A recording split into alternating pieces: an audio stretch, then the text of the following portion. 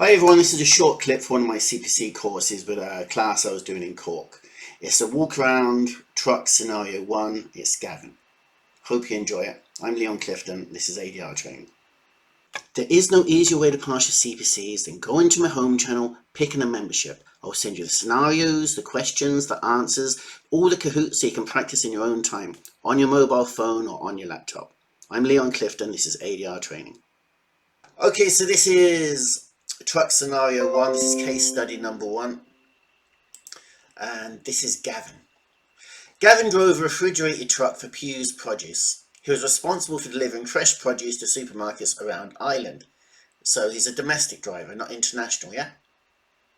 What kind of driver is he? Domestic. This morning Gavin's job was to drive from Dublin to Cork with a large truck full of crates of lettuce. He had a scheduled delivery window of noon, which is 12 o'clock, to 1 p.m. Okay, so it's an hour delivery window. After loading the crates into the truck and stacking them evenly and at a low level, Gavin calculated the weight of the truck with the crates. Okay, it's GVW. What's the formula for GVW? The load, the weight, and the fuel. Yes, the load, the vehicle, and the fuel. Anything you bring onto the vehicle is the load. So he's loaded it up, he's not overweight, so he's fine. He was satisfied that the weight was under the maximum permitted axle weight and gross vehicle weight. MAM, GVW and DGVW, all the same thing. Gavin performed a daily walk around and cockpit checks of his vehicle. He checked the following. Now there's a list, so if it asks you a question, you could go back and check to see if that was checked. Do you know what I mean? Did Gavin check his whatever? You can just go back and look because that will be on the screen the whole time. Yeah. Okay? The only reason we're reading these scenarios now and learn them, just so in case you forget something, you know whereabouts in the scenario is. You don't have to look for it hard. But then again, you probably won't have to look back through the scenario anyway because you'll just know the answers. Gavin's cockpit drill, that's nowhere near sufficient. Gavin found everything to be in order after he completed his checks. As he inserted his driver's card, that's your tacho card, he remembered that he needed to get another tachograph calibration certificate as his was issued almost 2 years ago. Okay, he must own the truck. Does it say he owns the truck? As a driver, you don't need to get a certificate. You'll find a lot of nonsense in these scenarios. Okay, you're not interested in the calibration certificate. It's nothing to do with you. He was not going to do that today. No shite. I have to wait a week to get him.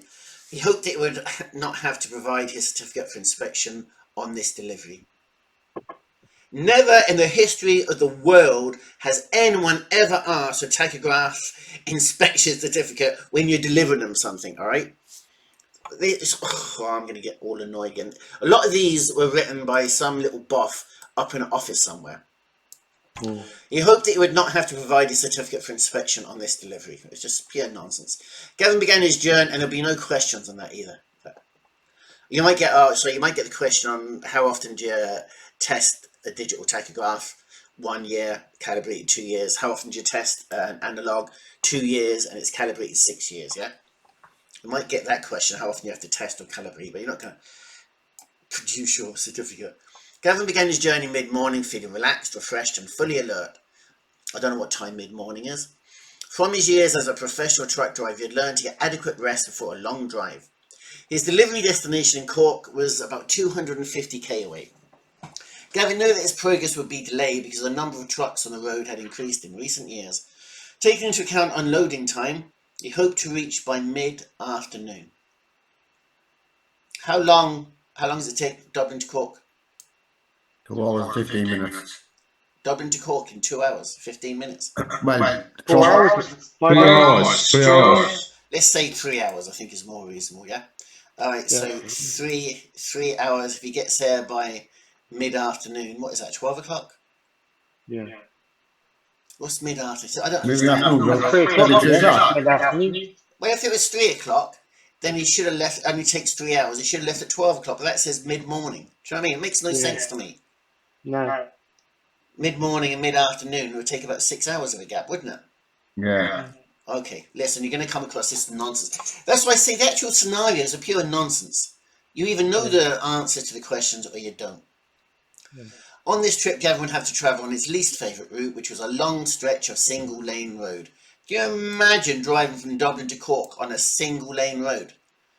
Yeah. How does that make any sense? While on the road, he came upon a car going significantly under the speed limit.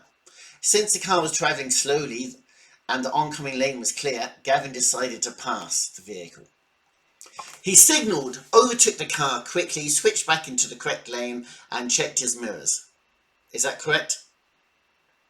No, should have checked his mirrors first. Absolutely. Mirror signal, mirror, blind spot. You pull out, you leave a good space, mirror signal, mirror. Well, technically you don't need to indicate back into your lane because that's your natural position, but you check your mirrors before you move, not after.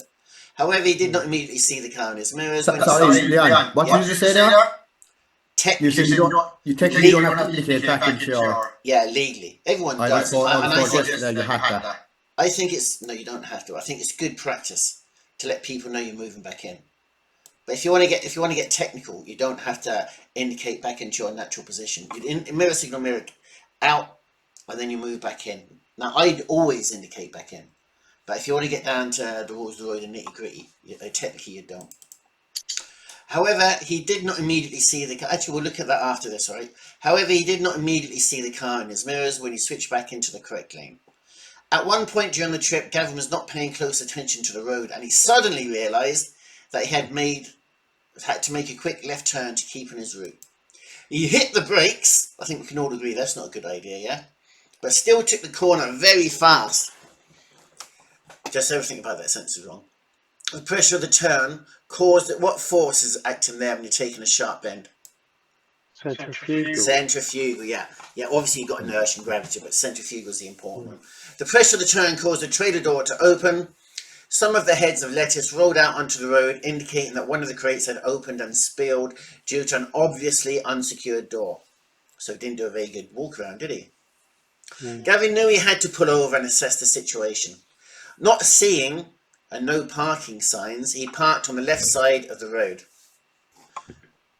There's more than a no parking sign to tell you can't park, is there? You can't park on a bend, you can't park on a corner, can't park on the brow of a hill, can't block an exit, an entrance, you can't park opposite a solid white line, can't park on double yellow lines. Yeah? So saying there's no parking sign so he parked, that doesn't make sense either, does it? So he parked parallel to the curb, so nice and straight on the road. Since the ground was level, he put the transmission into neutral and got out the cab. What do you forget? Handbrake. You do not bother with your handbrake because you're on a nice flat bit of road. And headed to the back of the truck to assess the situation. As he secured the cargo door, he remembered that he had not checked the rear doors before starting his journey. Fortunately, there were no other vehicles following him when he had turned. Gavin was able to collect the lettuce that had spilled onto the road. He decided he would dispose of it at his next stop. He was grateful that it was not his responsibility for the lettuce that had been damaged. I think we can all disagree with that, can't we? Yeah. He threw it in. It's obviously not secured. He didn't check the doors. It came flying open on a high-speed bend.